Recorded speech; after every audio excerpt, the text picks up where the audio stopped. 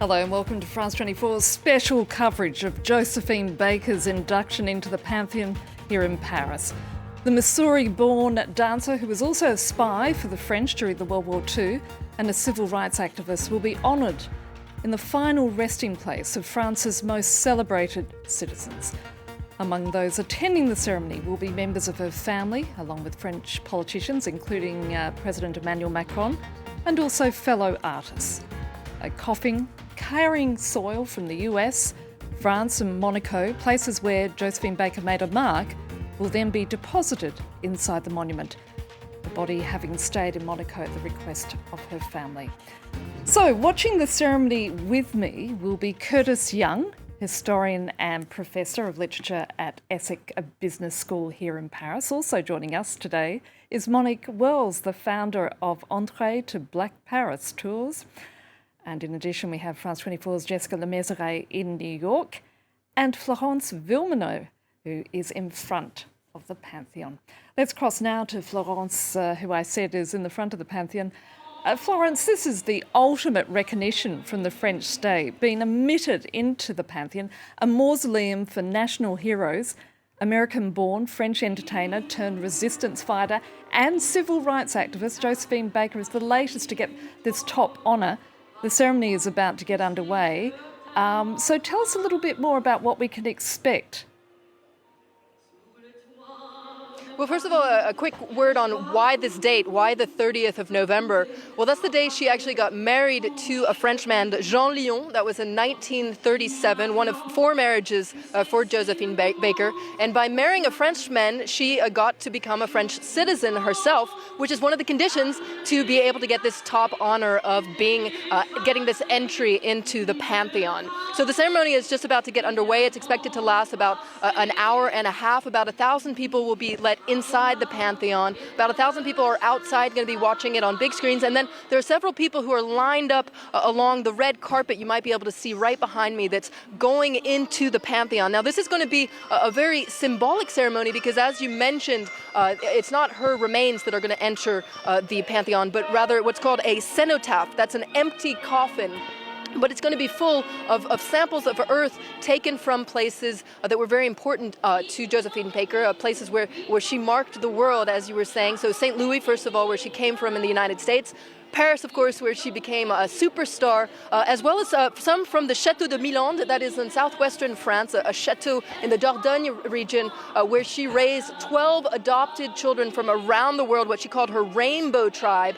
And then a sample of earth as well from Monaco, where she died in 1975. Now, during the ceremony, some of her family members are going to read texts, and then the president, Emmanuel Macron, is going to deliver a speech in her honor. There will also be quite a heavy military presence here because part of the reason she's receiving this top honor is in tribute to the service that she gave to France during the Second World War. She joined the Air Force, but she was also a spy for the French resistance. She used her notoriety to gain influence, to pass messages to the French resistance. So that's part of the reason that she's getting this top honor. There will be all sorts of songs as well. You might be able to hear them. They've been playing them as people have been lining up along the red carpet. Some of her greatest hits from the 1920s and the 1930s. There's going to be a lot of images that are going to be projected onto the Pantheon. We're going to see her sing. We're going to see her dance. We're going to see her service in the French resistance. And we're going to see also a lot of things that she did for the civil rights movement. She was a big player in the civil rights movement and participated in the March on Washington in 1963 and gave a speech alongside Martin Luther King when he gave that very famous I Have a Dream speech. So all these ways of paying tribute to this incredible woman, Josephine Baker, an American entertainer, a turned French citizen, French resistance, who really marked the French. The French love Josephine Baker, and so they're paying tribute to her life, or should we say several lives today by this entry into the Pantheon. Florence Villeneuve, who's going to be there throughout the whole ceremony, and we'll be coming back to you at some point later on. Thanks for that, Flo. Now, from living as a street child in St. Louis, Josephine found her way to stardom in France, a star of stage and screen who became one of the first global celebrities of the 20th century. She also put aside her own personal traumas in the hope of bringing about lasting change in the fight for racial equality in the US. Fraser Jackson has this story.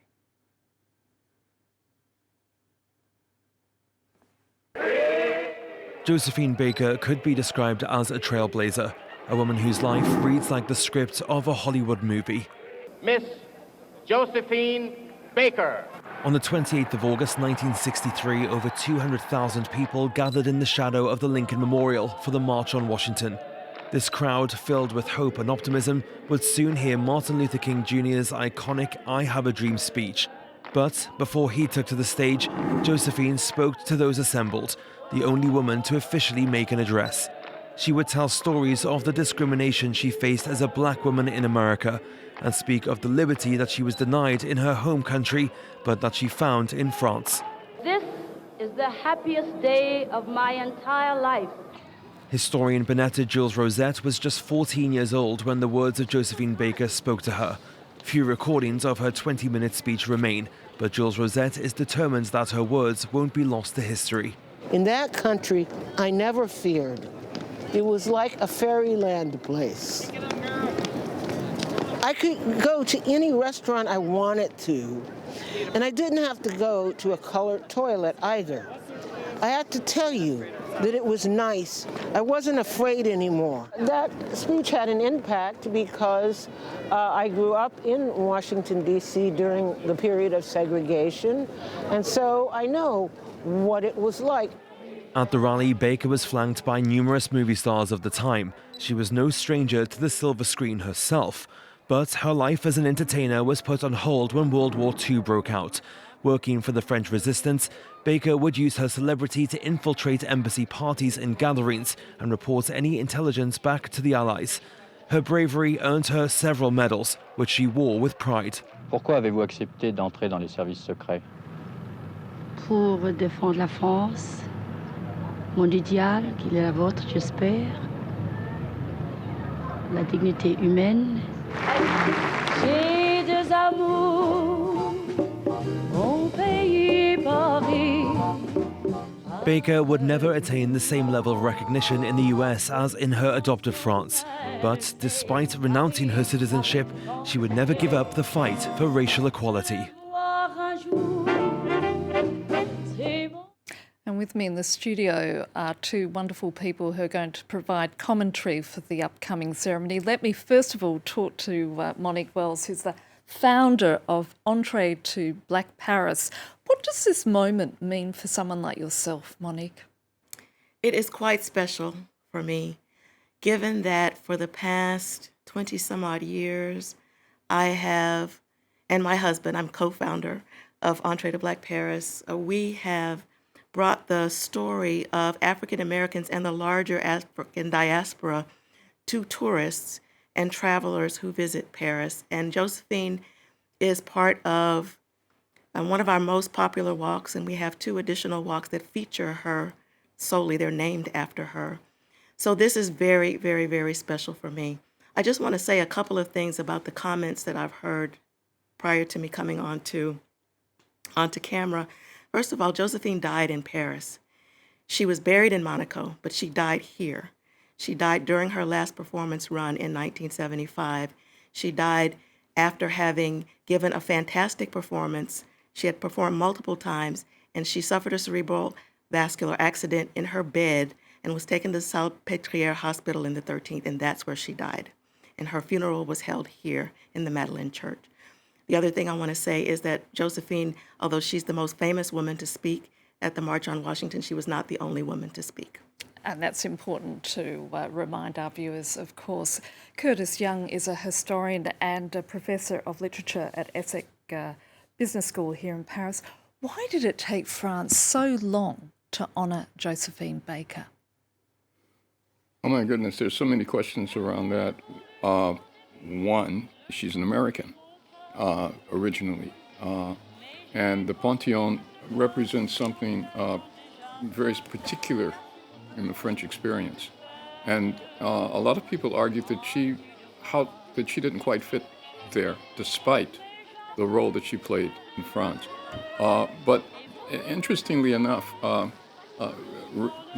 philosopher Regis Debray, who was one of the early people who suggested this idea that she become, comment dire, Panthéonisée, how would we say that in English? Pantheon. I say pantheonized. It's not a real word. It's a very unique French scenario, isn't it? Immortalised. Immortalised. I like that. That's great. Immortalised. Okay. So he wrote an article that appeared in Le Monde in 2013 where he wrote about her as the siren of the street, and how she could thaw the urns and the statues of France, how she could put, and these words are really, they work well together, turbulence and sunshine in this cold crypt, seeing flesh and science, the whimsical and the torturous, and he mentions in it Orpheus and Jean Moulin at the same time.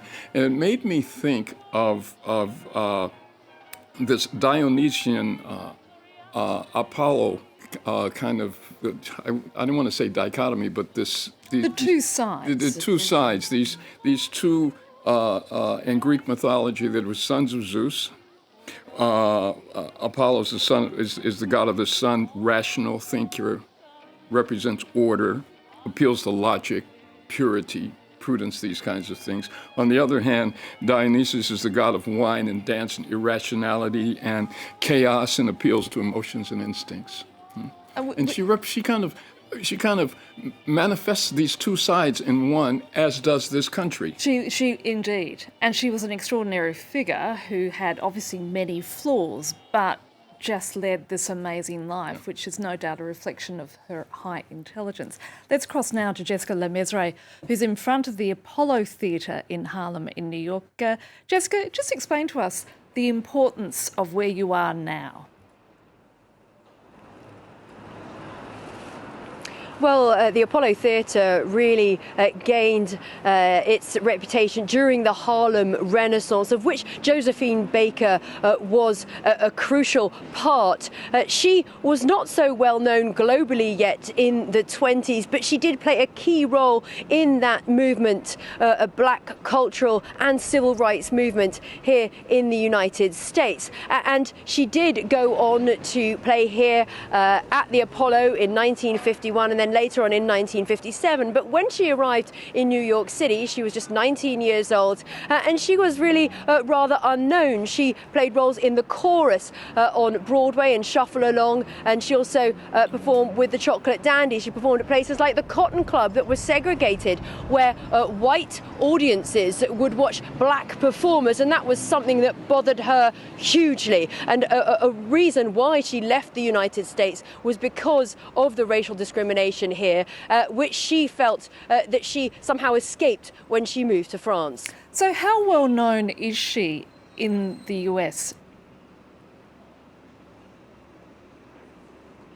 Well, I have been filming in recent weeks in Harlem and talking to people here about her legacy, about who Josephine Baker was and is to them. Now, she is not nearly as well known here in the United States as she is in France, but she is really beloved by those who do know her. And there are efforts underway to teach about her in schools. I spoke to a historian who teaches elementary-aged children all about Josephine Baker and her legacy, and lets them listen to her speech that she gave at the March on Washington, which you must listen to it. It is extremely inspiring, and when you consider that she only got a 6th grade education, it is really eloquent and absolutely fabulous. She, in that speech, actually touches on the experiences she had in the United States, not being served because she was black. There was a particular experience that happened at the Stork Club, a supper club that was for white people here in 1951 when she was refused service. She then called her lawyer and called the deputy police commissioner, and they did end up serving her, but she refused to eat and she stormed out, and then really that damaged the reputation of that club and really cemented her work as somebody who was speaking out as a defender of civil rights in this country. But here in Harlem, people do know about her, not as much as in France, but when they do, that they really appreciate what she did for them as a trailblazer, as really paving the way for them to be able to achieve the things that they would like to achieve. I filmed at a school in Harlem School of the Arts, and the young people training to be performers on Broadway and that sort of thing there, they really said that they were most grateful for her legacy.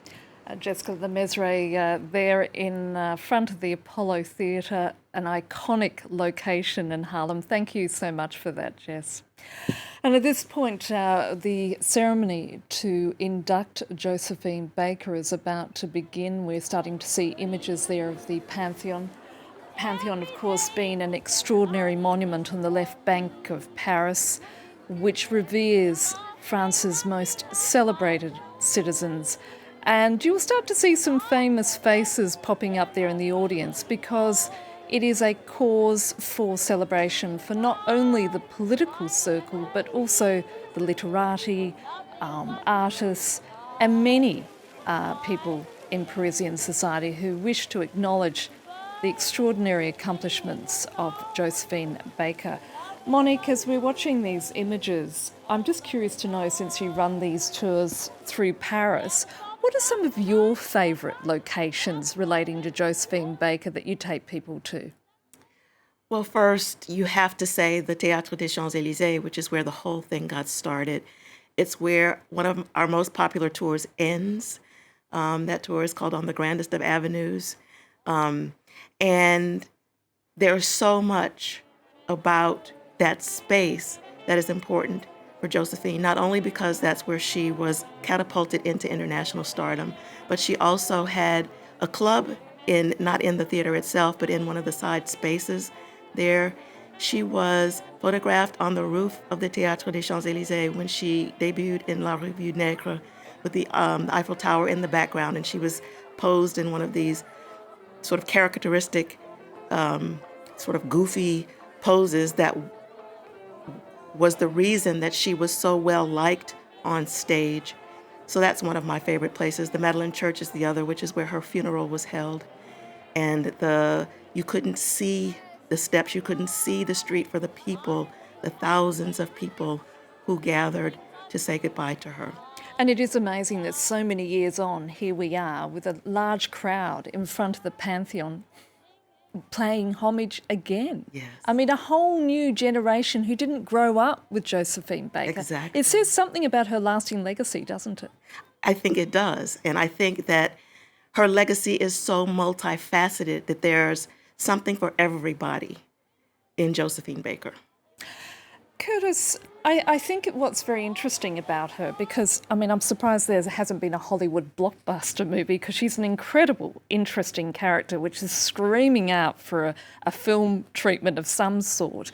But, you know, this is a very unique individual, clearly very strong, highly intelligent, very courageous in terms of what she did during her life, not to mention, obviously, and we'll talk about this later, her time in the resistance.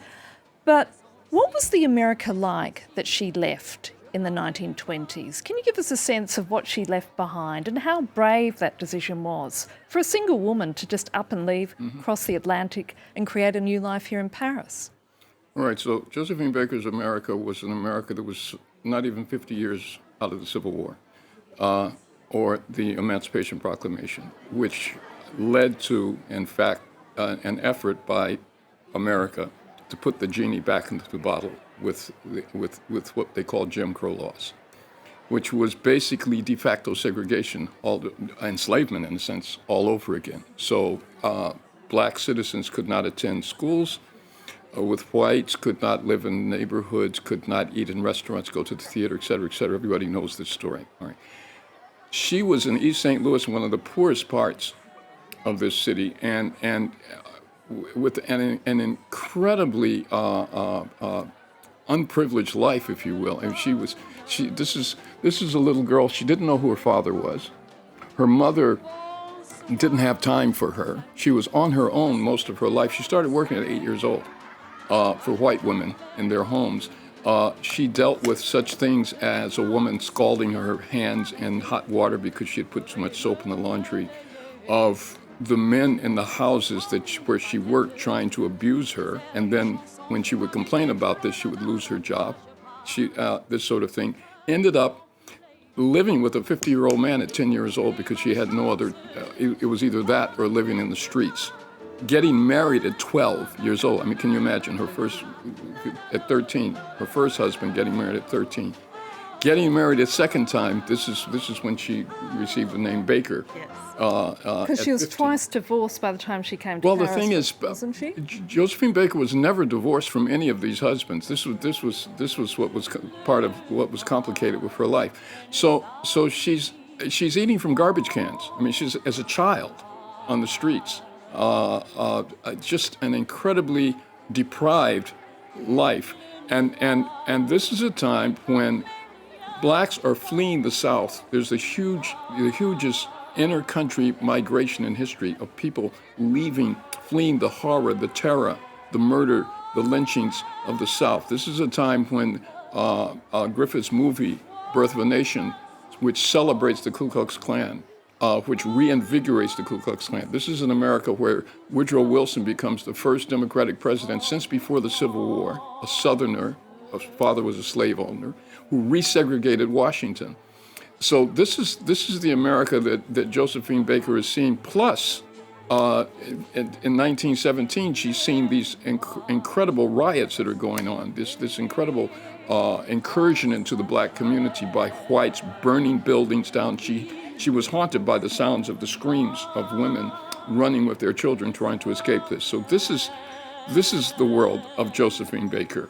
And the fact that it was such a grim world, and she managed to make that decision to leave America and head in this direction makes it all the more extraordinary, doesn't it? It does, and it's connected a lot. It's interesting. A lot of her experience intersects with the role that African American soldiers played in France during the First World War. For example, Shuffle Along, which was this really important Broadway hit black musical in 1929, created by Noble Sissel and Eubie Blake.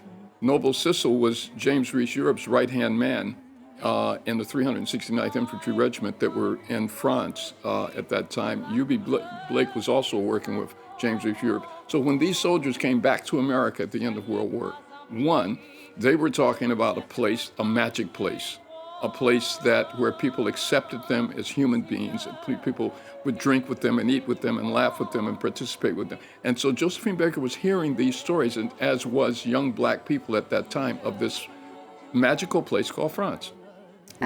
And thus the reason to get on a boat and this is why not Italy or Germany or any of the other places she could have gone. There was a particular role that France played in the African American imagination after World War I, with the stories of these soldiers coming back. Movies were made around this. There were a couple of them that I can't think of just now, but nonetheless, the music, the ideas that were coming back. This is where W.E.B. Du Bois came and created the first Pan-African conference after that war. At this point, I just want to cross back to Florence Villeminot, who's in front of the Pantheon, and see whether she can perhaps talk to us about, the fact that the president decides who gets buried at the Pantheon, and this is the third person that President Macron has chosen. But tell us a little bit more about the campaign to get Josephine Baker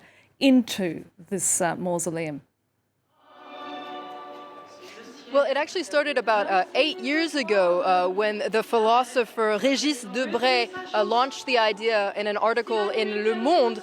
He said that Josephine Baker would bring a little bit of turbulence and a little bit of sunshine into the cold crypt that is the Pantheon, the Pantheon that has 81 people in it, vast majority of them men, of course. In fact, on the outside the Pantheon, there's an inscription that says "Aux grands hommes de la patrie reconnaissante," so to the great men of the grateful nation. And there has been an effort in recent years to include more women, and so Josephine Baker will be the sixth woman, joining Marie Curie and Simone Weil and other women who have gone into the Pantheon. So the idea started about 8 years ago. At the time, it was seen a little bit like a wild idea, this African-American woman entering the Pantheon. It seemed kind of a little crazy compared to other people who have entered the Pantheon so far, but it's an idea that really picked up, gained a lot of speed, and this summer there was actually a petition that went around. It was called Osez Joséphine, so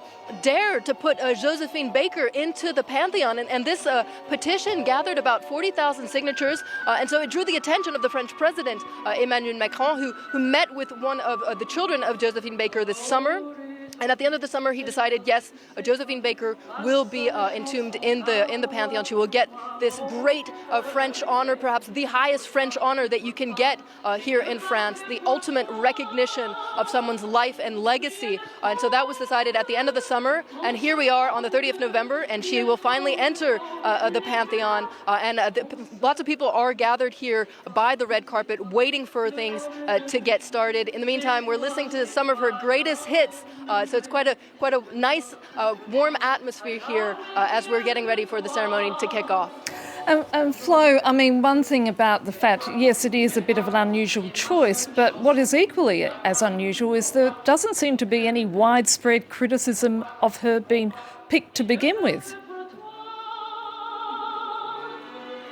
Absolutely. There's kind of a national consensus on the fact that Josephine Baker was this incredible woman, an incredible woman that the French love because even though she was born in America, in so many ways she represents French ideals. She represents the ideals of the French Republic. France likes to see itself as a colorblind republic, a secular republic where people with merit, they can do incredible things. And so in a way, that's why there's been this national consensus that Josephine Baker, of course, she would get this honor to be enter the Pantheon. And then a lot of it also has to do with what she did during the Second World War, joining the Air Force, joining the French resistance as well. She played an important role in the French resistance, used her notoriety to pass messages along. She had access to all sorts of people because she was Josephine Baker. She knew that the Nazis weren't necessarily going to search her, etc. So she could pass messages on for the French resistance. And she never hid the fact that the reason that she was taking all these incredible risks to join the French resistance was because she wanted to pay tribute to France, a country that, remember, I mean, you were talking about it. She fled America in so many ways because of the segregation there. And when she came to France, not only there was no segregation, but she was celebrated for who she was.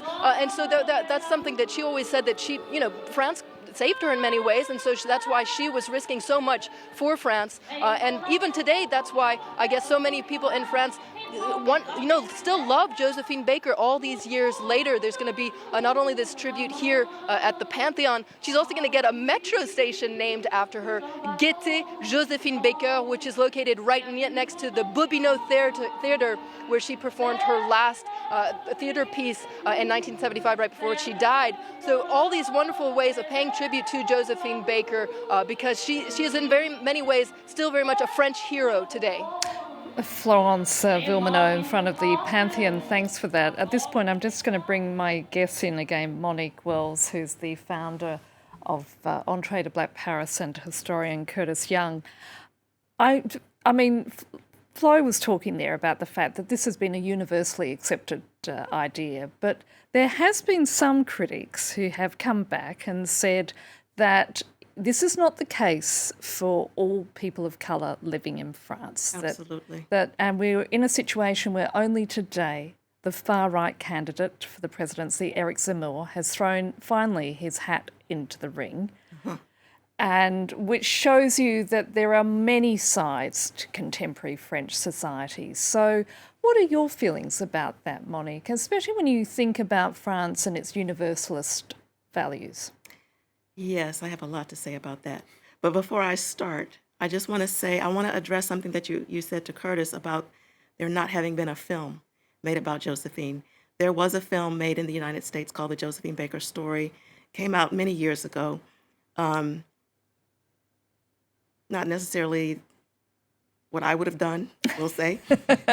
Clearly not a big hit in the way perhaps it should have been. Well, I mean, I think it was popular, but it wasn't so accurate, if you will. Right. Anyway, with regard to critics, yes, I just read an article today written about the fact that the Afro-French are not necessarily so enamored of this choice. The reason being that Josephine is being vaunted because of her belief in French universalism, and French universalism is not working, and the average Afro-French person does not live a life that reflects the ideal of French universalism. And so why has this woman who, not taking anything away from what Josephine has done, she's obviously just an incredible being, but she adopted France, okay, as opposed to being a part of the sort of French system, if you will, part of French history, part of French colonialism, part of France's slave activities. And so, and the reality of the Black French today is not this ideal. And so it smarts to see that this woman who, African American, everyone thinks of her as African American, even if they know that she's French. So why not an Afro-French Black woman? Was there no one who could have been chosen from Afro-French? Curtis, what are your thoughts? It's incredibly complicated because each one of our countries has its own experience with racism, with the construction, I won't say racism, with the construction of the other. And I think that's one of the things that's at play here, the French word alternité. Mm-hmm. So Josephine Baker in America, in her home context, is the discriminated against other. Curtis, I'm sorry to interrupt you there at this point. We're just going to listen into the ceremony now underway in the Pantheon.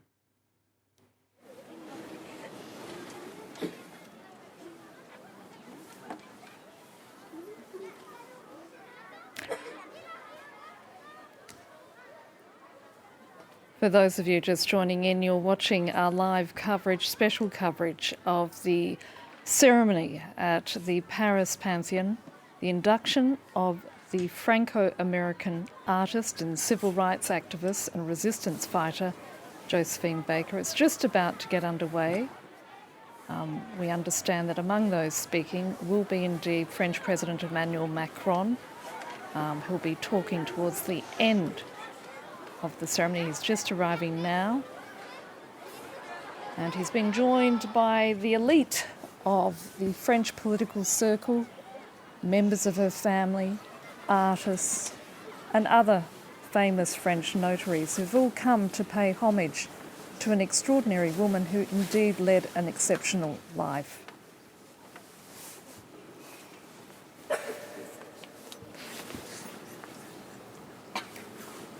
Curtis, we thought things were about to get underway there, and they weren't. In true French style, they're running a little bit late. So, in true French style. So really quickly, to get back to this idea of Josephine Baker is not part of that construction of the other in France as the African, North African, Sub-Saharan African. She is an exoticized American who sits outside of that space. Absolutely. And so there's a completely different view. And many of the expatriated Americans who followed Josephine Baker, Richard Wright, just the list goes on and on and on of these African Americans who come to this country and are exoticized as Americans. So they fit into a completely different social, cultural, political, ideological context. And that as Americans is the key, because it's not blackness. Right. Again, I'm sorry, we're going to cross over now to the ceremony inside the Pantheon. Let's take a listen to what is being said. Rappelle-toi Paris. Quand j'ai chanté, j'ai deux amours, j'avais fait le pari que cela durerait toujours. Tu sais, je n'oublie pas que c'est grâce à toi si j'ai vu les vedettes et si j'ai vu mon nom sur les néons de chaque nation. Me revoilà Paris avec mes musiques et mes danses. Me revoilà Paris cette chance. Le vois, je reviens toujours chercher près de toi le grand amour. Me revoilà Paris, supporte-moi encore une fois. Me revoilà Paris, quand c'est parti, ça c'est pour la vie.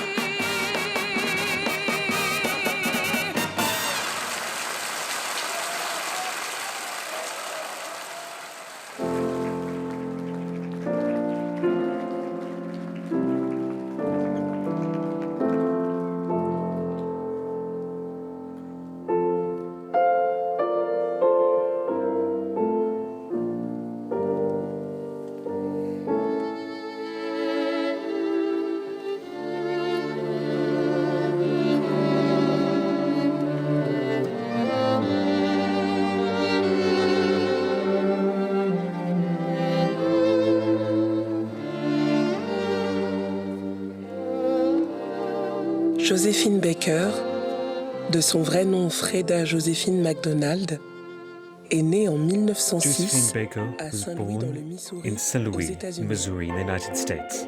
Une ville où règne la misère et la A ségrégation town raciale. fraught by misery and segregation. Dès son plus jeune âge, Ever since she was elle young, alterne les petits travaux de ménage et she would d'école carry out household pour aider une chores fratrie dont elle for a est l'aînée. white family so she could fund her own family. C'est le surnom que lui donne sa mère Kerry, ne tient pas en place.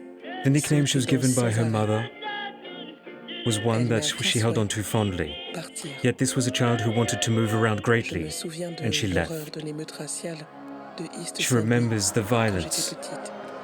of the race riots from when she was a child. Pendant des années, Saint-Louis For représentait une ville years, de peur, St. Louis for her d'humiliation. was a city of fear and Je me shame, suis enfuie de chez moi.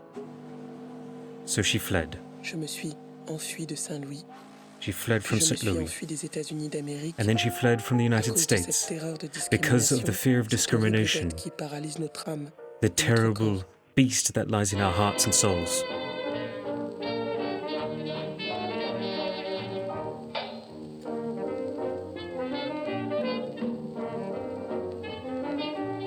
I have been a rover since I was a child. No one to love or care for me.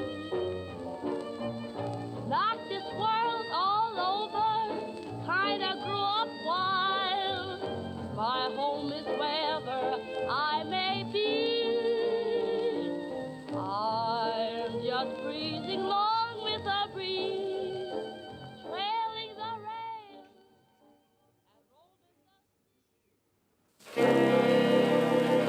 Elle se marie une première fois en She married 1919. in Elle a 1919 13 for the first time at the age of 13. L'année suivante, The very forte de next sa year, seule détermination, because she was elle parvient à determined in enchaîner life, de petits rôles de danseuse. she took on roles as a dancer. Elle débute sur scène en She started her 1924 career on the stage in 1924 in a music hall revue in Broadway, New York.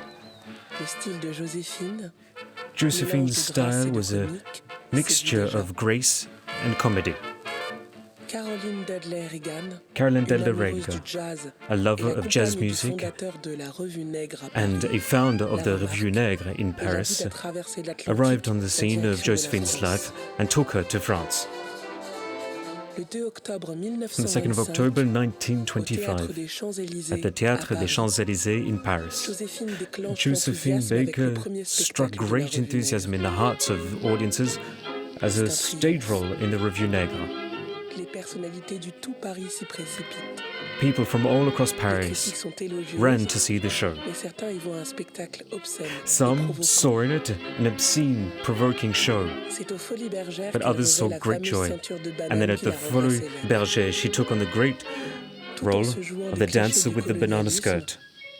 elle s'impose comme la nouvelle égérie des années folles, She was known as an icon fascinant les artistes of the comme roaring Picasso, 20s Man and, Ray, Calder. and inspired artists like Elle Man part Ray faire le and tour des Picasso. villes européennes. She then went on tour around En European Autriche, cities. In Austria, Une mobilisation a lieu pour in interdire ce Austria, spectacle, people mais la protested tournée against en her show. Europe est une réussite. And despite that, the tour throughout Europe À was a son retour à success. Paris, Upon her return c'est la in Paris, consécration.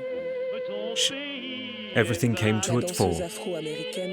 The African-American dancer was a success at the Folies Bergère and the Casino de Paris, where she sang J'ai deux amours, a piece by Vincent Scotto. And there she became the first black celebrity of international renown, where she toured from London to Tunis. She even took to the silver screen alongside Jean Gabin, and in 1937 she became a French citizen.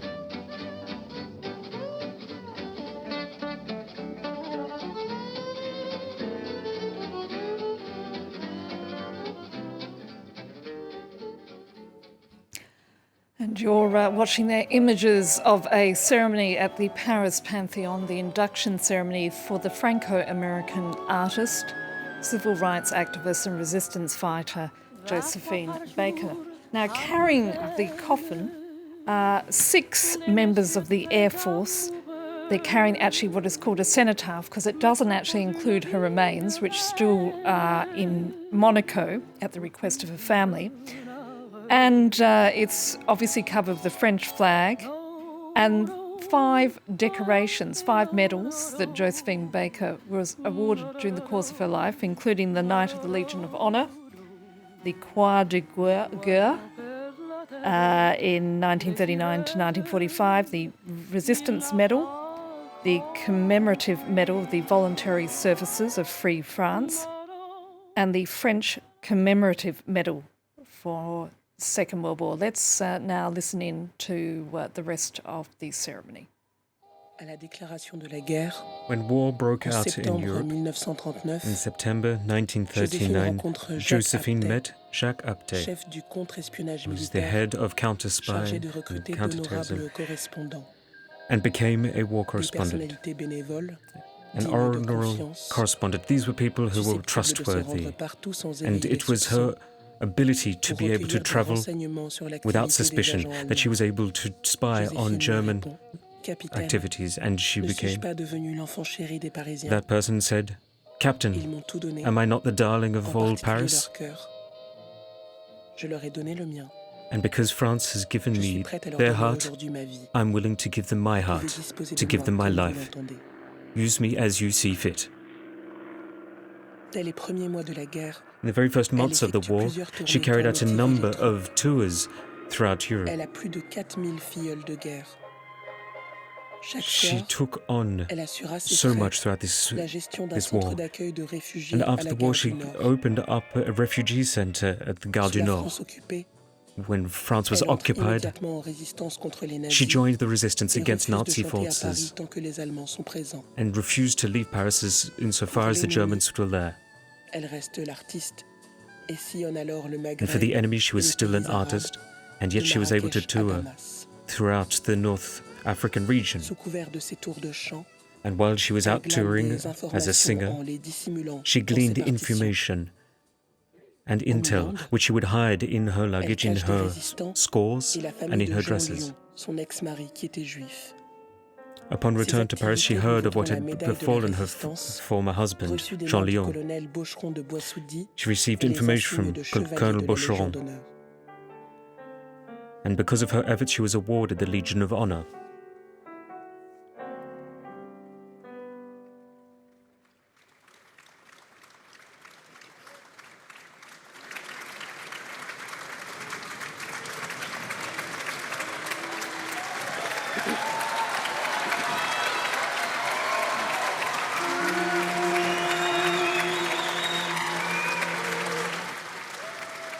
And a roar of applause there for Josephine Baker as the people there in the crowd listened to the tale of her amazing life story. This is now the choir of the French army who are singing in homage to the artist. And the soundtrack that we just heard there was commented on by the voice of actress Sephora Pondy, who's a resident of the Comédie Française. Let's just take a listen to what the choir are singing.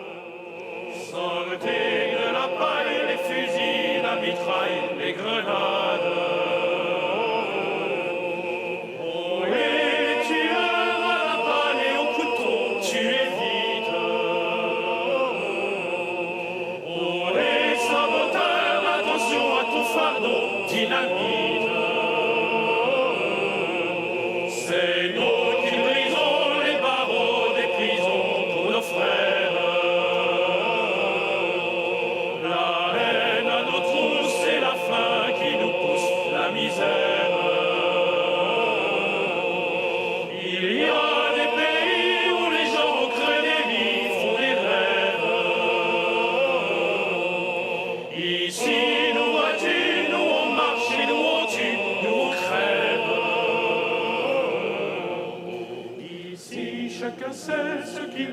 ce qu'il fait quand il passe. Ami, si tu tombes, un ami sort de l'ombre à ta place. Demain, du sang noir séchera au grand soleil sur les routes. Sifflez, compagnons, dans la nuit, la liberté nous écoute.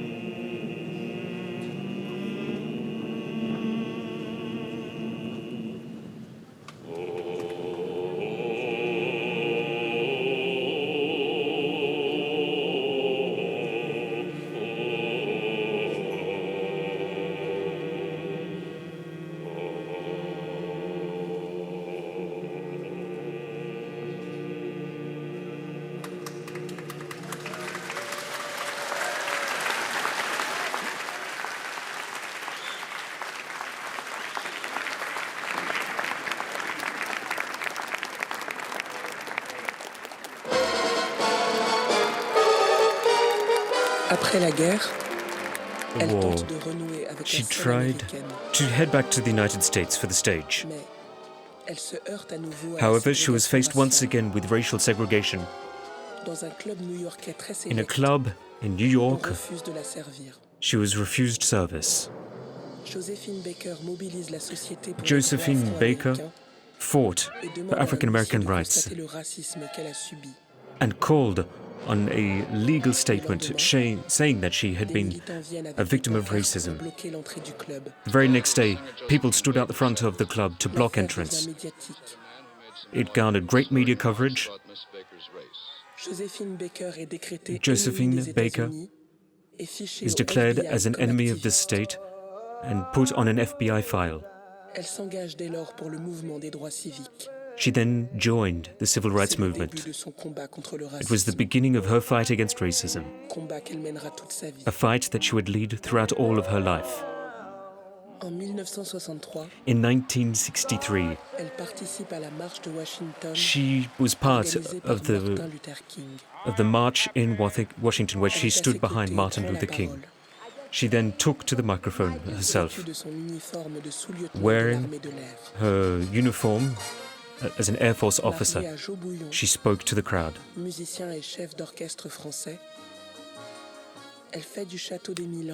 She then came back to France, where she turned the Château des Milandes into a place that would reflect her vision of the world. A village guided by the sense of fraternity. There she founded a family that she called her Rainbow Tribe. 12 children from different backgrounds that she had adopted from around the world. For more than 15 years, she traveled. She took to the stage around the world in order to garner enough funds to keep the property alive.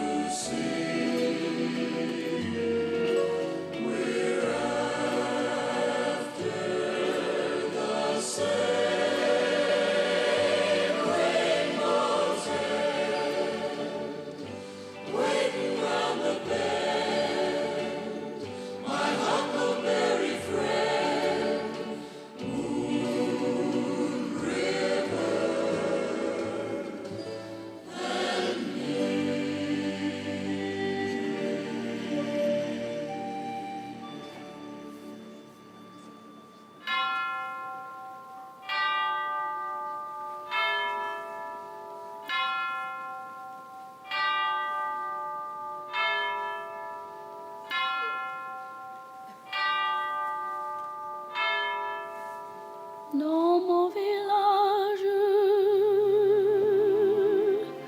j'élève tendrement. Dans mon village, 5 tout petits enfants. 5 orphelins d'ici de là, qui s'ennuyaient seuls ici-bas. Et j'ai voulu qu'ils soient choyés dans un foyer.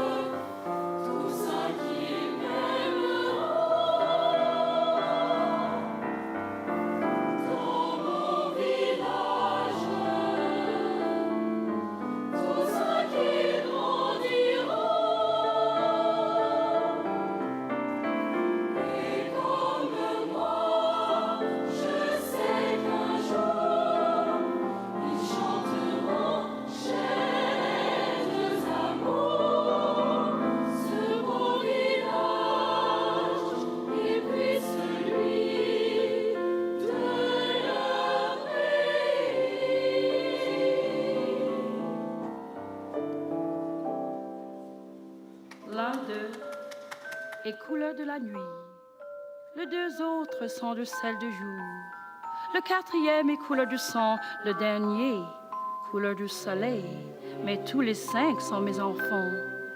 Et mon cœur de maman les aime tous autant.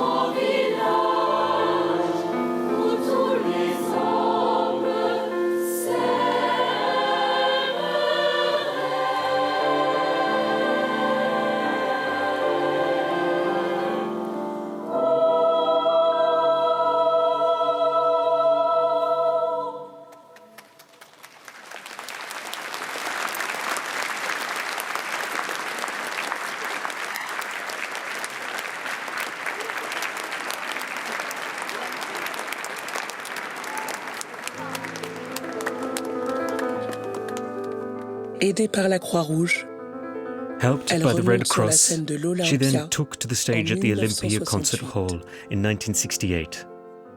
L'année suivante, The following year, Jean-Claude Brialy l'accueille dans son Jean-Claude cabaret. Brialy joined her at the cabaret. Elle continue d'honorer des engagements sur les scènes She européennes. continued to travel throughout Europe performing. Grâce de Monaco, Grace of présente lors de Monaco, l'incident dans le club who was new-yorkais in attendance où on at avait the refusé incident de la in New servir York, en raison de sa couleur de chose, peau, met une villa à sa disposition. chose to help Villa que Josephine Baker and gave her rachète a quelques années villa, après. villa which would be bought just a few years later. À sa mort, Upon amie her fidèle, death, Grace a de close Monaco friend, veillera Grace sur of tous ses Monaco, enfants looked after avec all toute la 12 bienveillance children qui l'animait. with all the Le 9 care avril that she had given her own 1975, children. And then in le rideau tombe 1975, devant une salle enthousiaste. the curtain fell upon a raucous Josephine audience. Baker Josephine célèbre Baker ses 50 ans de had just carrière lors celebrated d'une 50 years of rétrospective career. Joséphine à Bobino. Josephine at Bobino.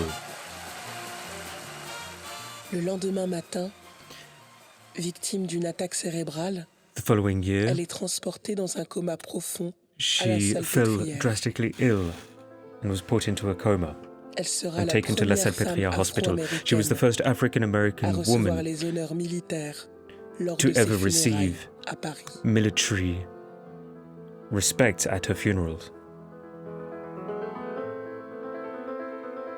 Je n'oublierai jamais Paname,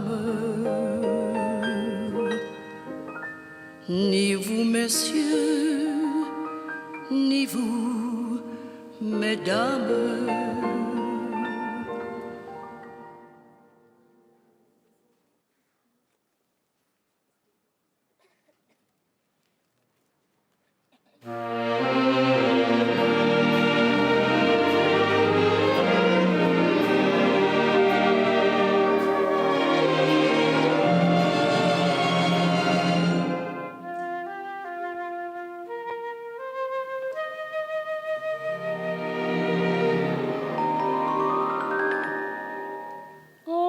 Au-delà des mers, là-bas sur le ciel clair, il existe une cité au séjour enchanté. Et sur les grands arbres noirs, chaque soir, vers elle s'en va tout mon espoir. J'ai deux amours, mon pays et Paris, parole toujours, mon cœur est ravi, ma savane est belle, mais à quoi bon nier ce qui m'ensorcelle, c'est Paris, Paris tout entier. Le voir un jour,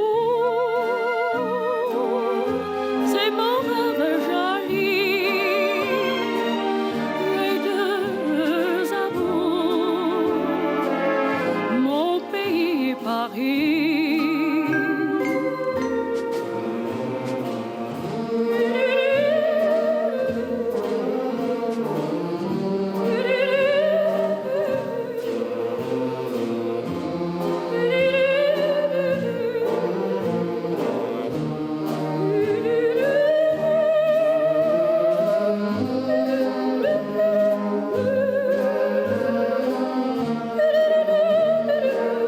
Ce qui m'ensorcelle, c'est Paris, Paris tout entier.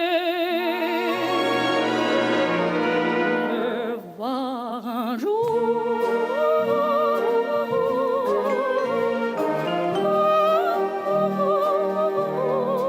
j'ai deux amours,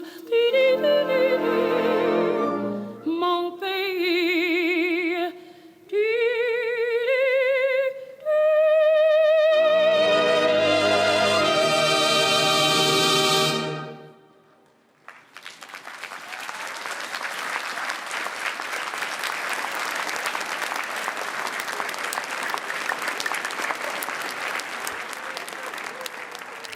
And for those of you just tuning in, you're watching a coverage of a rather beautiful ceremony, dare I say, the induction ceremony at the Paris Pantheon of Josephine Baker, the Franco-American artist, civil rights activist and resistance fighter, who today is being paid homage to for her extraordinary life and also being placed in a monument that celebrates revered French citizens, the likes of Voltaire and Victor Hugo, which itself is fairly extraordinary when you take into account that she's the first woman of colour to enter the mausoleum. She's the first American and the first ever performing artist. Now, we just heard that memorable song that anybody who's a fan of Josephine Baker will know, and that, of course, is J'ai deux amours, which is really, I think, about her love of both France and the US, and perhaps a song that resonates very deeply with any expat who lives in this country, where their foot is in one country, or one foot is in one country, and the other is in their home country, and bringing that together. Having said that, there have been some criticism about the fact that this will be seen by some as not necessarily dealing with the issues that France needs to deal with, and that being, of course, racism and immigration, especially as the country heads to a presidential election next April.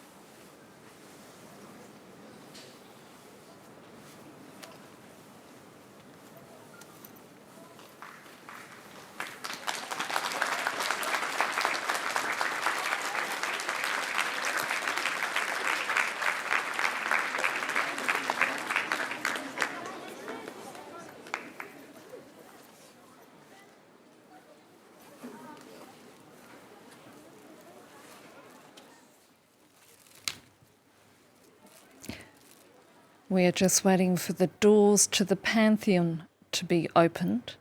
But before then, I understand there is a projection of several images of Josephine Baker's life to be projected onto the walls of the Pantheon.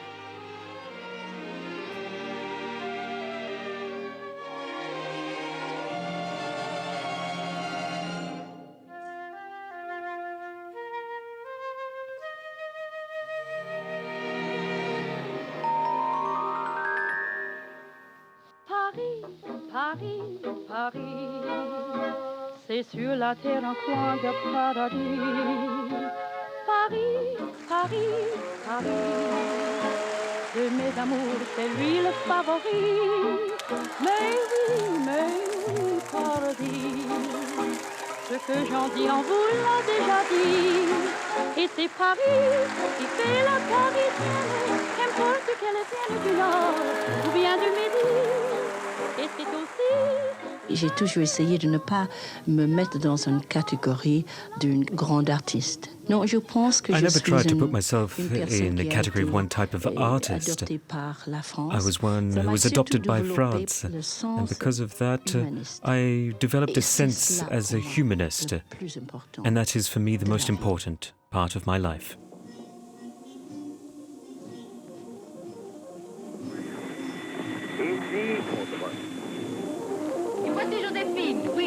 Josephine Baker, qui rapporte d'une tournée en Égypte un chèque de 4,5 millions de francs destiné à la résistance.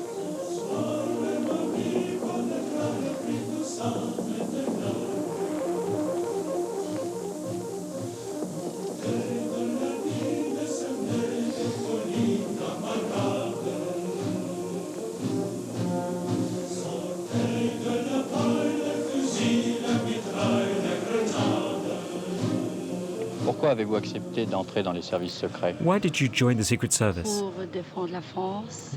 Well, I did it to defend France, to defend ideals of human dignity.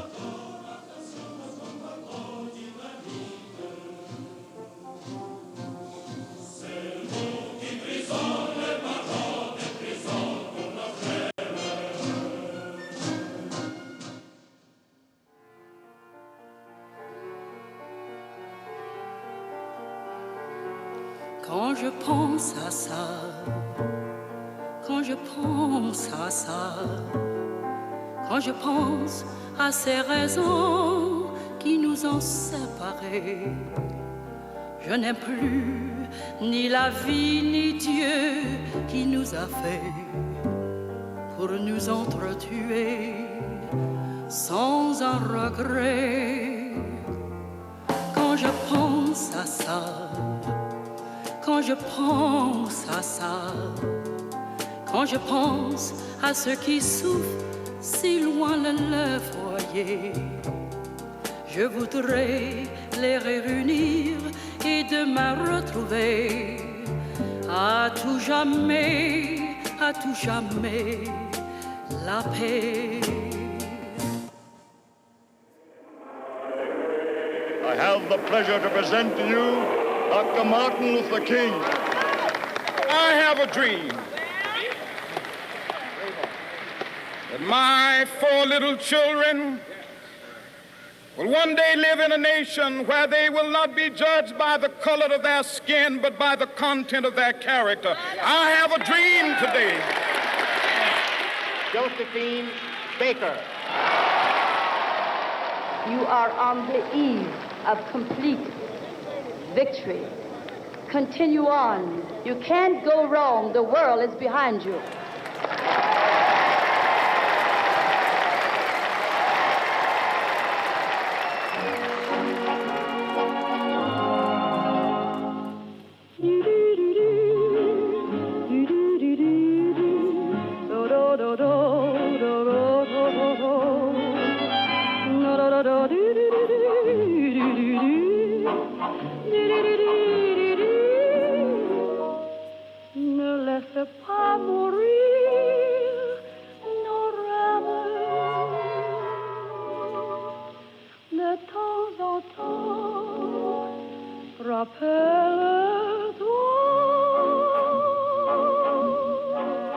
J'ai eu cette idée parce que j'ai vu tellement d'incompréhension entre les êtres humains, des soi-disant adultes. Et j'étais sûre qu'avec les tout petits enfants innocents, ils pourraient donner un exemple absolu de la fraternité mondiale. Ce n'est qu'en France qu'on pourrait donner un tel exemple de tous ces petits enfants venant des 4 coins du monde et vivant ici vraiment en frères. J'ai dit ce soir aux étoiles combien j'avais de peine, nul autre ciel sans voile, mieux qu'elles me comprennent. Je leur ai dit que j'y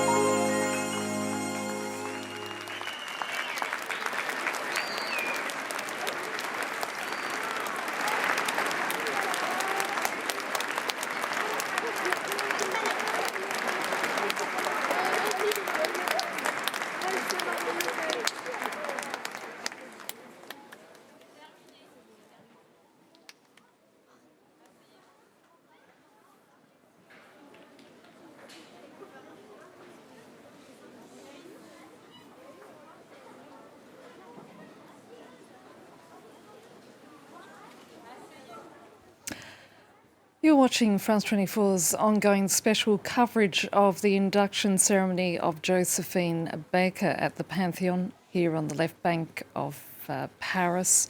As you can see, a sizable crowd, despite it being a rather chilly late autumn night here in Paris, and many young people there in the crowd, which I think might be rather surprising to some of us here in the studio, the age of those in the crowd watching these proceedings. We are just waiting now for the cenotaph to be taken inside the Pantheon, and also for the French President, Emmanuel Macron, to begin speaking. It has been a rather moving ceremony, a ceremony outlining the exceptional life of Josephine Baker, again an artist, a performer, a civil rights activist, and dare I say, as the host of the 51%, a determined feminist at a time when feminism was barely mentioned, yet alone existed. And she also went on to become a notable civil rights activist to the extent that when Martin Luther King was assassinated, his widow asked Josephine Baker to take on the leadership position, which she refused.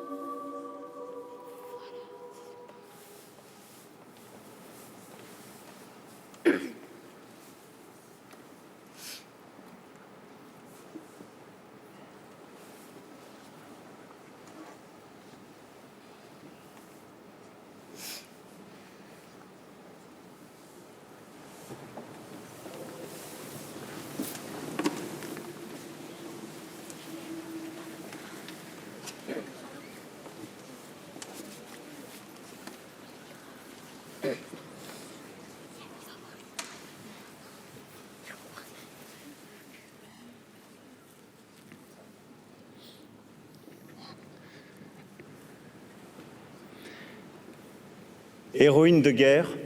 War hero. Combattante. A fighter. Danseuse. A dancer. Chanteuse. A singer.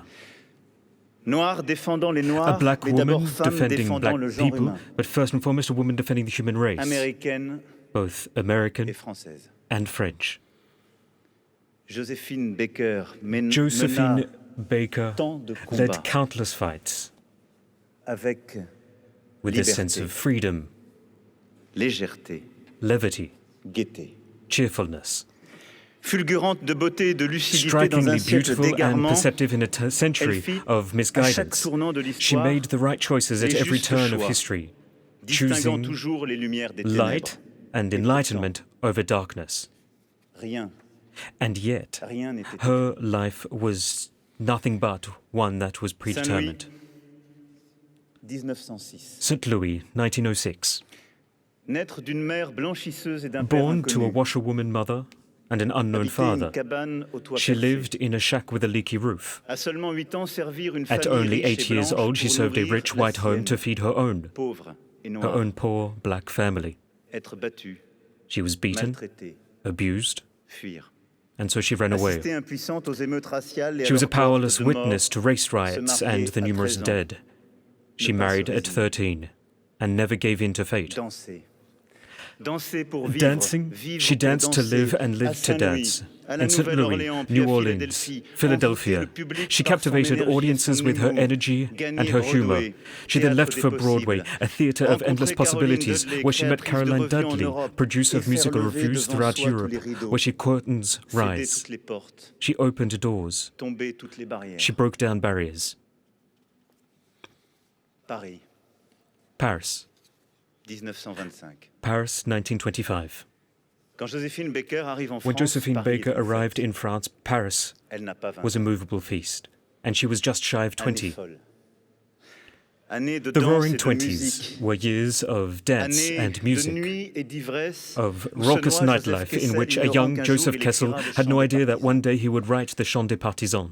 Si dans cette France, partagée A entre France soif de was torn liberté between et a thirst for préjugés freedom and coloniaux, colonial l'enfant de prejudice, Saint-Louis se but the kid from distingue. St. Louis stood out. C'est parce qu'elle She stood invente, out from her many fellow countrymen dès le fameux soir du 2 octobre 1925, because on that famous au evening théâtre of des Champs-Élysées, October 2nd, 1925, at the Théâtre des Champs-Élysées, she gave a performance that transcended France's internally conflicting nature of the les time. concepteurs de la revue Nègre imaginent-ils The pour directors elle of the une revue danse du Nègre ventre, created for her a kind fantasme of d'exotisme belly dance, sauvage? born perhaps of some form of Elle s'y wild, exotic fantasy, and Mais she en gonflant performed les it, joues, but with puffed en cheeks écartant les genoux, and knocked de knees. sorte que le comique She détourne turned bientôt the l'essentiel. sensual into something comical. Lui demande-t-on de danser nue, vêtue d'une simple ceinture de When she bananes was asked to dorées? dance naked, wearing consent. just a dress of Mais bananas, écorne she l'érotisme à coups de agreed, grimaces, de but she gestes chipped it saccadés, away balaie using les funny clichés d'un faces revers and de jerky hanche, gestures, éraille l'imagier sweeping away nègre par ses clichés with a roulements simple d'yeux hip moqueurs. movement, and rolled her mocking eyes at Negro Les imagery. stéréotypes. Josephine Baker les endosse. Josephine Baker played Mais elle les into bouscule, stereotype.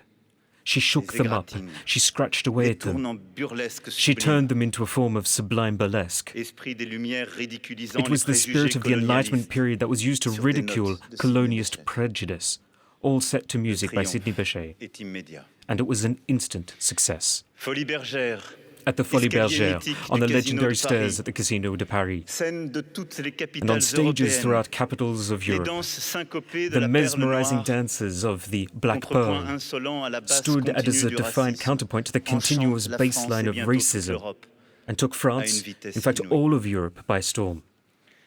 La voici un jour chanteuse sur des succès She de would go Vincent on to Scotto, sing popular un autre songs by actrice Vincent devenant Scotto. zouzou et donnant la réplique She à would Jean Gabin, act on the puis silver dévalant screen les alongside Jean Champs-Élysées, Gabin. guépard tenu en laisse, She would then au volant d'un cabriolet later speed recouvert down de the pierres de Champs-Élysées serpent. with a cheetah on a leash in a convertible with Aux côtés d'un snakeskin homme, une upholstery, nuit, spending au bras one d'une night femme, with a une man, autre, the next elle in the qui a arms of deux a woman. amours. She had two loves in life. En quelques années seulement, In just a Josephine few short Baker years, Josephine Baker forge sa légende. became a legend. Elle épouse la scène, She embraced the stage, impose sa liberté, became entre dans l'imaginaire et dans one with l'intimité her des own sense of Français. freedom, and became part of the hearts and minds Par of all son French people. insouciance, Always jamais inconsciente, carefree but never careless, She was born by cheerful courage. She had a sense of lightness that was dampened by a sense of sadness of those who had lived. She was a persecuted American seeking refuge in Paris. She epitomized the French spirit and became the symbol of an era. In Crèvecoeur-le-Grand, in the Loise region, November 30th, 1937, some 84 years ago to the day. Josephine had just returned from a rather challenging tour of the United States where segregation was worse than ever.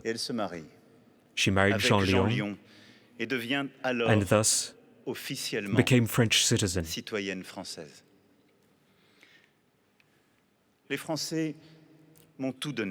The French have given me everything. I am ready to give over to them my life. Josephine Baker never saw her new nationality as a right, but above all as a duty, a daily challenge to be overcome. She dedicated herself entirely to her new country and to its values. She became an activist of the International League Against Anti-Semitism in as early as 1938. She then became an Air Force officer, serving as a nurse in operations conducted by the Red Cross. On the Maginot Line, she gave memorable concerts to boost morale among the troops. As the Nazi Blitzkrieg shook Europe to its core, Josephine Baker decided to do more. She traded in the limelight for the flames of the resistance.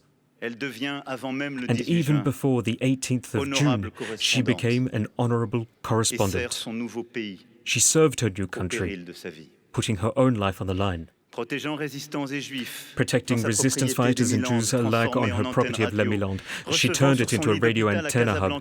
Even from her hospital bed in Casablanca, where she met all resisting French officers stationed in the Maghreb, she traveled throughout Africa and Europe, passing on confidential information written on her music scores in invisible ink concealed in her dresses. She crossed the desert in jeep to galvanize soldiers preparing to land in Provence. Josephine played such a decisive role that she was awarded the Resistance Medal. But above all, the insignia she preferred was a small gold cross, the Cross de Lorraine, that she received from General de Gaulle himself. She would go on later to sell the cross in order to fund her own foundation to benefit resistance fighters. She also won the Croix de Guerre with Palme Front and the Légion d'honneur, given to her by General Fallon. That is Josephine, one who fought for France's freedom, without ulterior motives, without seeking greater glory, one devoted to our ideals. Washington, 28th of August, 1963. As a much adored icon of the liberation, she could have, like many others, settled into a life of fame and fortune.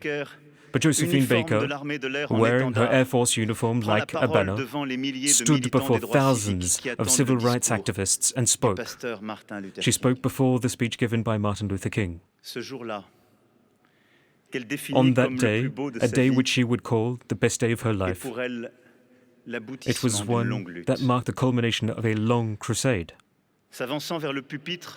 As she walked up to the lectern, no doubt she thought back to the little girl who was punished by her white masters for breaking a plate, punished by having her hands scalded with boiling water.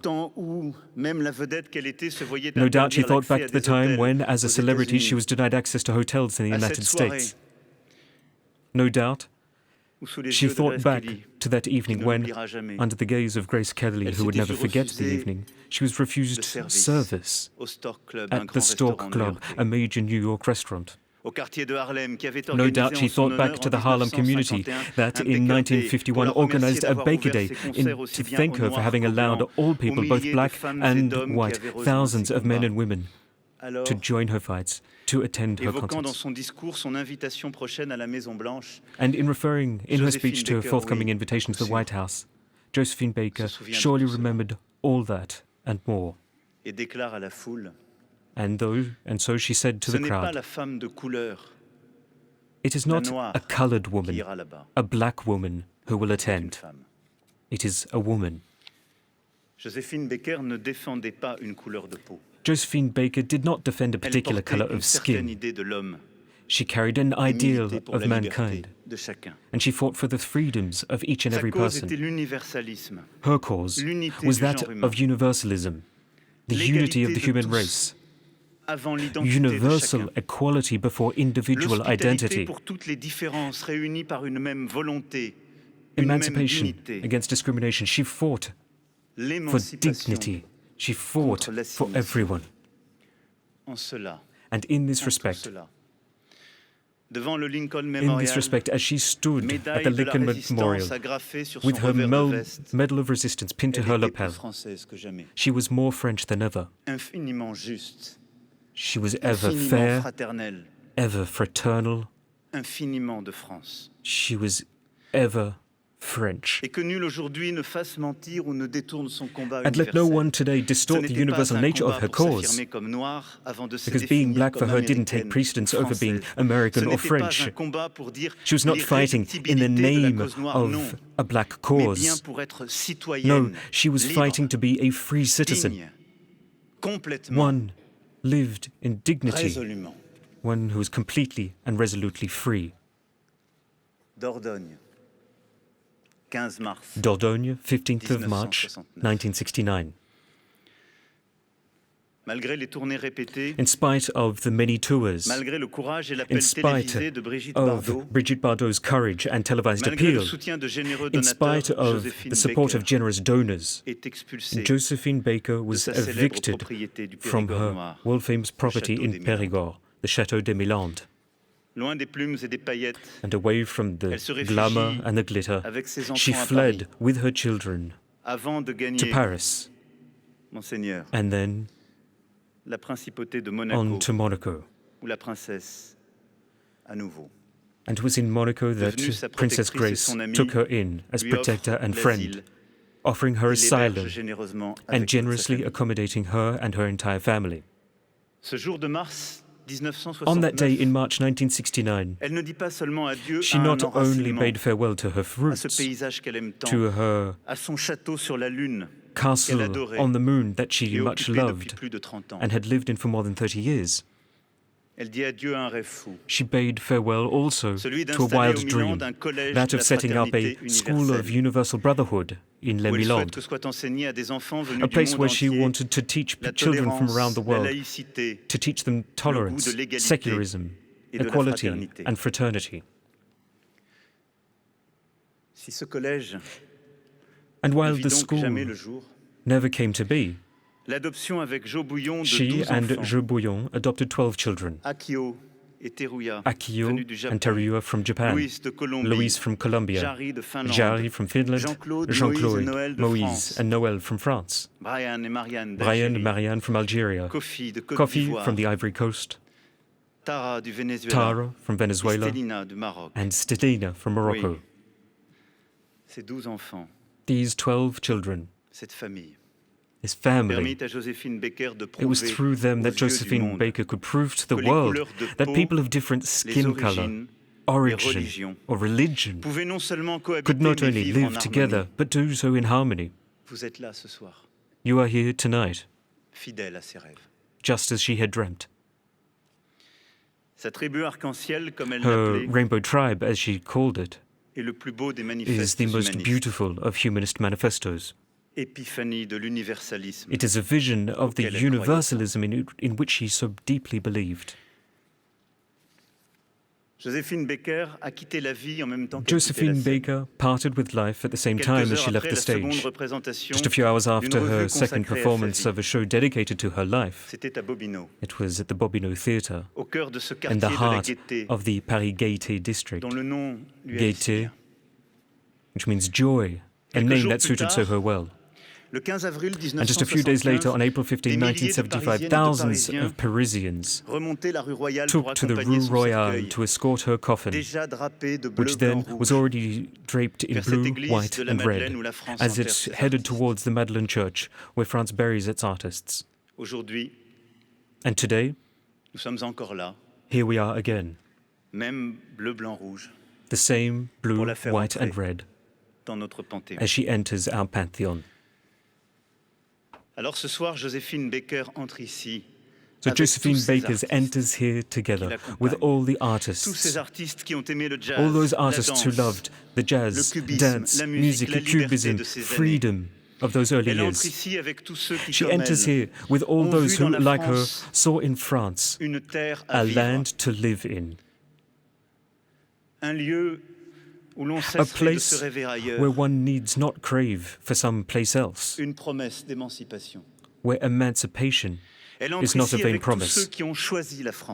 She enters here with all those who chose France, who loved France, who loved France so deeply, who saw France stumble but continued to love it, who saw France brought to its knees but fought to bring France up onto its own 2 feet again. They are French by the blood they shed, the battles they fought, and the love they gave. She enters here as a reminder to us all.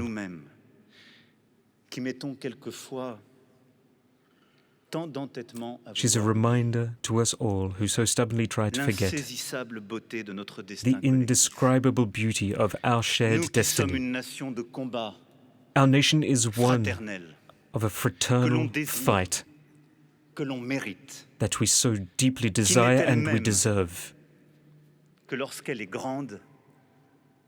A nation that is great when it is fearless. Josephine Baker. Josephine Baker, you enter our Pantheon, and you are joined by the winds of fancy and of daringness, because it is one particular idea of liberty and celebration that enters with you. You enter our Pantheon because you loved France, because you showed France a path that was a true path that was doubted by so many. You enter our Pantheon because while you were born American, deep down there is no one more French than you. And while, as your career came to an end, while you adapted the lyrics of one of your greatest hits, you proclaimed, "My country is Paris." Each of us tonight, we hum that line of that song as an ode to love. My France is Josephine. Vive la République. Long live the French Republic, long live France.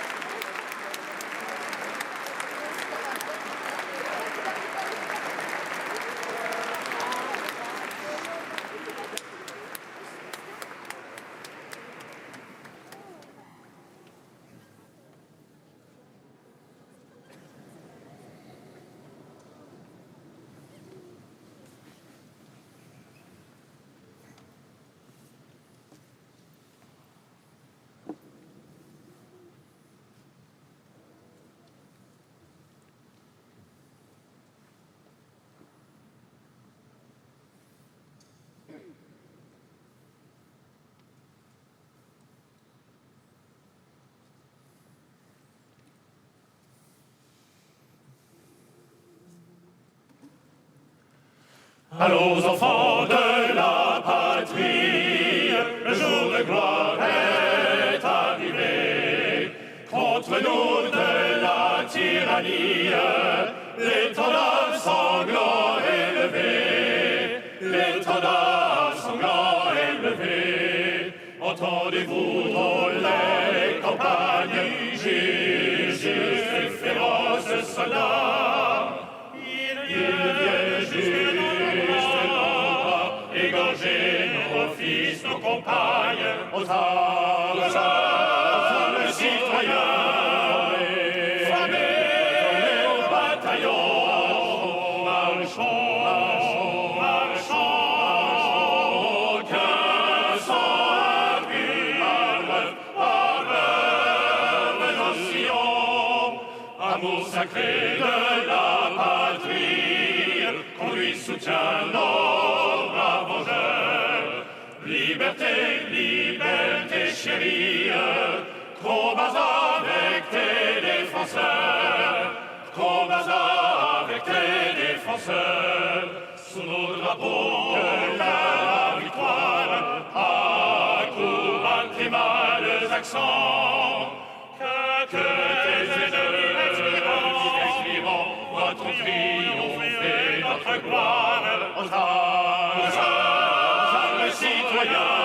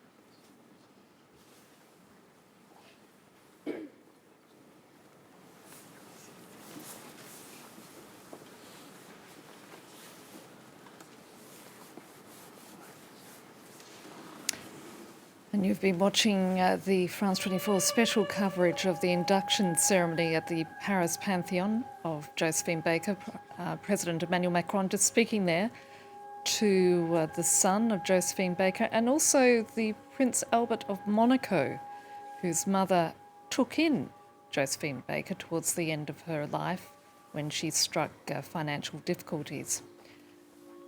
An incredibly powerful and moving ceremony. But at this point, let's cross now to Florence Villeminot, who's been covering it and standing in the cold outside of the Pantheon. Flo, I think the one thing that struck me in terms of the images of the crowds outside the mausoleum were just how many young people were there. One would assume that Josephine Baker would mean a lot for older generations here in France, but not necessarily the country's youth.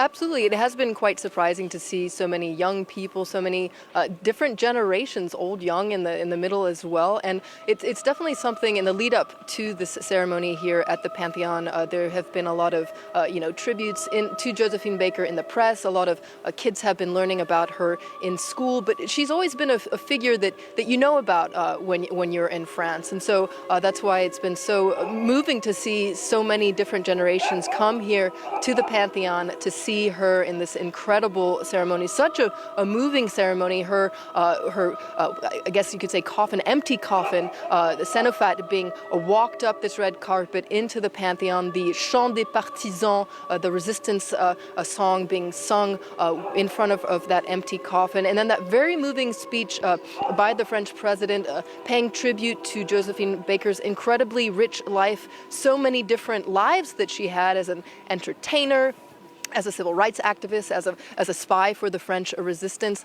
And one word that he kept using was just how much she represented the very universalist values of France, France that likes to see itself as a colorblind society where anybody can achieve so many great things. Now, this is something that he used several times, universalism, a word that kept coming up and up, because this entombment of Josephine Baker into the Pantheon has been also seen as a symbolic move, the first woman of color, but also a political one as well, as we're gearing up for the presidential election. And France is quite divided on issues of race right now. So quite a very important symbol for her to have this ceremony today. Florence Villeminot there in front of the Pantheon. Monique Wells, the founder of Entree to Black Paris, I saw that you actually teared up listening to that speech. What did you feel as President Macron spoke? What particularly moved you about his speech? What moved me was the eloquence and the detail in which he presented Josephine's story to the nation, to the world, with passion. I felt that what he was saying, I felt that he felt what he was saying. He was not just delivering a speech. And I believe that that is so important for the French to understand truly every aspect of Josephine's life, not just the banana skirt, not even just, quote unquote, the military uniform, who she was in her entirety. I felt that it was very powerful. I did note that he talked about universalism a lot, and that is the touch. That's the touch point right now for France's political, social environment today. That discussion needs to be out in the open. It needs to be done in every corner of this country, not just in Paris, everywhere. Everyone needs to be talking about what does universalism really mean? How can France live up to the true meaning of universalism as opposed to the, I won't say cliche, but the traditional meaning? Curtis, your thoughts? I totally agree with I felt that he believed every word he said. And I felt that he was giving a speech not for Paris or France, but for the world. This is one of the things that Josephine Baker incarnated. We are a connected people. We're connected one to the other. There's so many that try to tear that apart, to rip that connection apart, to diminish that. Eric Zemmour is a perfect example of someone who, in fact, it's really interesting because Josephine Baker, she's black, she's a woman, she is an activist, she was bisexual, an immigrant.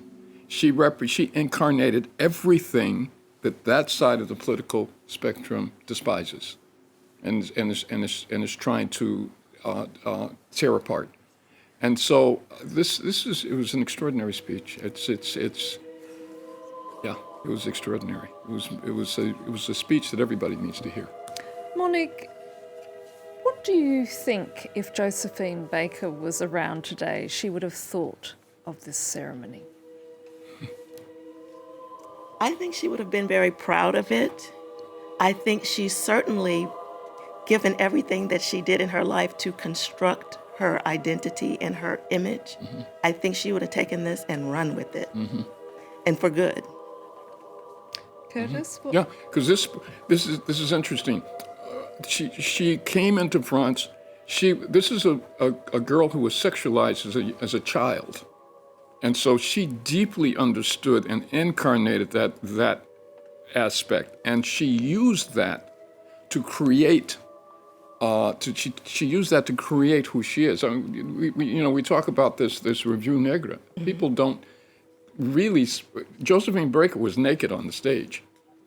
She was so scantily clad. Exactly. And she came out on stage using all of the symbols, the exotic symbols. She was this tall, naked, dark black man. Mm-hmm. Came out on the stage with her on his shoulder. Mm-hmm. So she took this sexualization, this exoticism, this objectification of women, and she turned it back onto all of those who were gazing, yes, if you will. Yes. And she used that then as a trampoline to create the Josephine Baker that we see in the Pantheon. And when you talk about her there and the fact that she openly challenged people's stereotypes and images and so on.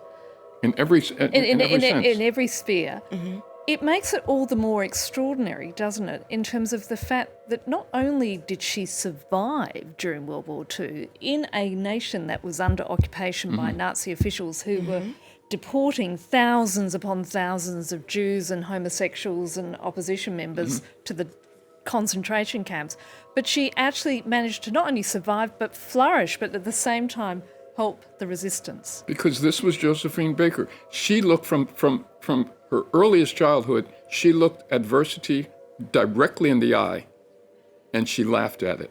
I mean, like, I'll go back to her sexuality. So she does this extraordinary exotification of herself, and she always ended her show with the crossed eyes and the bandy legs and this sort of thing, in order to sort of say, here it is, and make a joke of it. And she approached the occupation of France in the same manner. She used who she was to look the Nazi occupation directly in the eyes and said, here I am. Here I am. Yeah. And because of all these preconceived notions about her that she had constructed, that was what allowed her to do what she did for the resistance. That's what got her so close to those German officers so that she could hear what they said and pass that information on.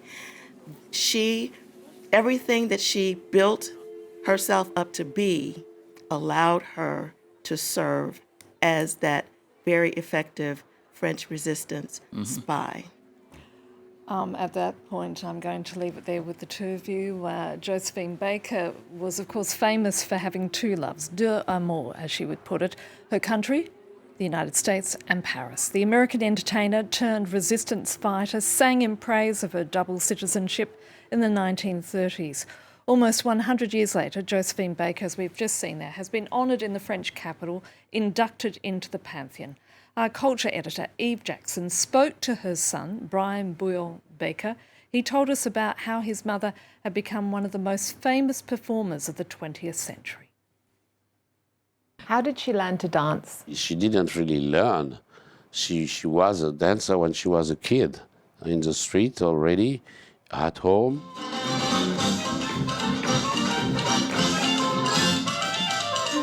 She invents a character where she knocks her knees together. She makes funny faces and goes cross-eyed.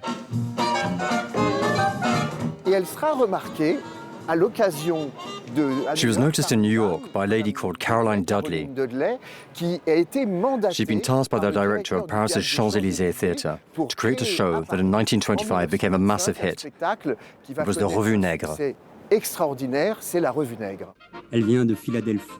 Avec la Revue Nègre, elle débarque à Cherbourg, un mois plus tard au Théâtre des Champs-Élysées. C'est le scandale. People either loved it or hated it. It was done at a time when France was sort of ripe for an experience that they felt was perhaps primitive, but because of its primitiveness, pure. This review had such success that Paris fell in love with my mother and proposed her to stay forever.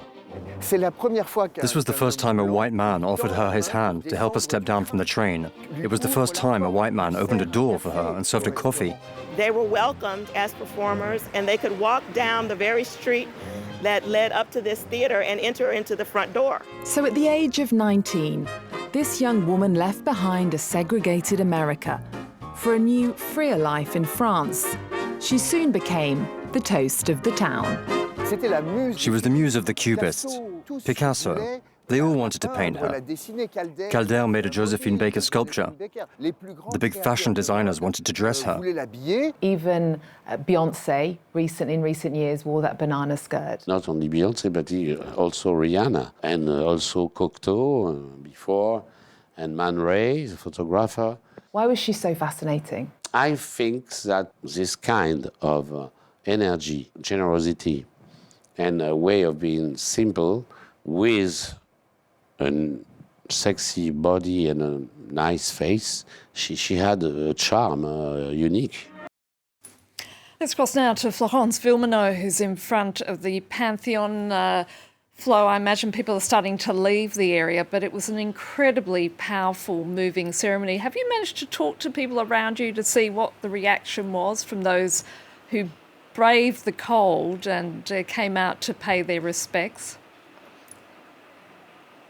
Unfortunately, we're kind of cordoned off into a press area, so I haven't been able to talk to very many people. They're streaming behind me right now, so I could get some comments in just a second. But what was interesting was seeing the reactions as the Cenotaph went up the red carpet here to the Pantheon. It stopped several ways along the way for various songs to be sung by the French army, for instance, and by a children's choir. And all along the way, the crowd was really mesmerized by what was happening. There was a very solemn quiet as people watched and then applauded every step of the way. You could hear the coffin coming up by following the rounds of applause, and a very diverse crowd, young people, old people, people out with families, a lot of schools as well. We saw several school trips come here to watch this tribute to Josephine Baker. And one thing that I found very moving about the whole ceremony, these ceremonies can be quite solemn, it was just how musical it was, because of course her whole career was marked by these incredible songs. When the ceremony kicked off, it was Je suis à Paris, I'm back Paris, and indeed this very symbol of her entering the Pantheon back again. And then of course when the coffin entered the Pantheon, it was for that very famous song J'ai deux amours, mon pays et Paris, I have two loves, Paris and my country. That song has definitely been one we've been hearing a lot while the ceremony has been going on, and in the lead up to it. And it's been quite a moving and also quite entertaining ceremony. And it's been so nice just to rediscover all these songs, and that she was just a wonderful singer, had such a wonderful voice, and it was very sweet to listen to them all again. Indeed. Florence Filmino there in front of the Pantheon, thank you. And no surprise that coming up next, the France 24 debate will be looking at the legacy of Josephine Baker. But in the meantime, let's take a look back at some of the key images of an exceptional life that was indeed Josephine Baker's. J'ai deux amours, mon pays et Paris,